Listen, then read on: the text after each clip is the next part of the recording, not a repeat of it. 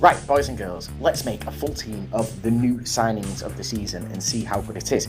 Now, I know that new signings are never good, or I would say stay away from new signings at the beginning of a new season, just because you don't know if they're going to play straight away, if they're going to get warmed up into the team. Pope and Johnston, though, are obviously experienced goalkeepers in the Premier League, so maybe not a bad idea. Nick Pope with Newcastle, and Newcastle's fixtures to me are good.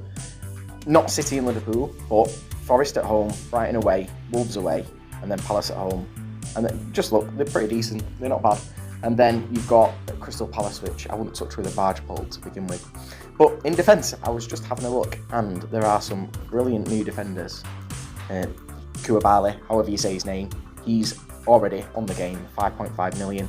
I don't know much about him, whether he's a massive attacking threat. I know Perisic is, but whether Perisic will play or not every game, or even to begin with, he's not gone on pre-season with them.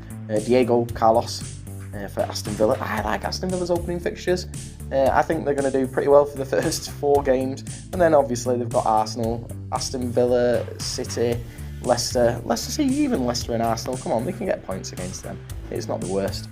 So let's have a look. This is as far as I've got up to now. Let's have a look if there's anyone else decent. In fact, there is. I went down a little bit further last time. Christensen, I think he's an attacking wing back that come from one of the Red Bull franchises.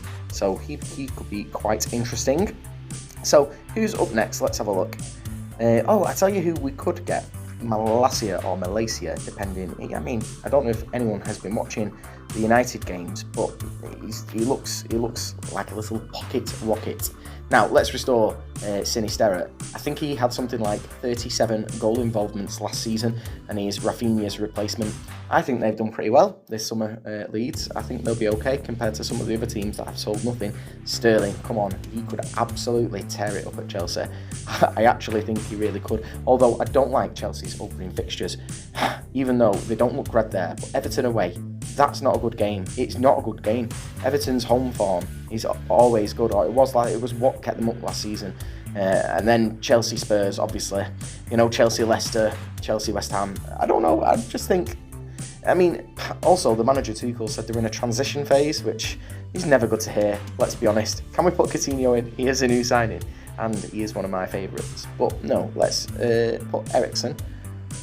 Will Eriksen start every game? He has got one of the best assist records in the Premier League, so he's not a bad signing. And then Vieira, I can't see Arsenal spending £30 million on a midfielder and not playing him, and his record was pretty decent. So who else can we have that's a little bit more interesting from one of the other teams? Hwang is a midfielder this year. I know he's not new. It's a tough one. I'm trying to rack my memory to think of any signings that have come. I tell you who we could have. We could have a little bit of bench fodder, and we could put Andreas in. He's a new signing. Aribo, there we go, Southampton. Let's give him a go. Now, up front, we've got enough money, and I hope we've got enough money. Let's restore him, and then, not Kane. Remove Nunez, that's it. So, select a replacement. Liverpool. Let's see if we can afford this.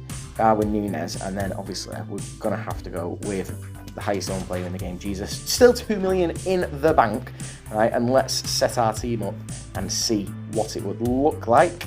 So if you're new to the game, that's how you do it. You pick your team and then your formation. So to me, it's not bad. What do you guys think? Let me know.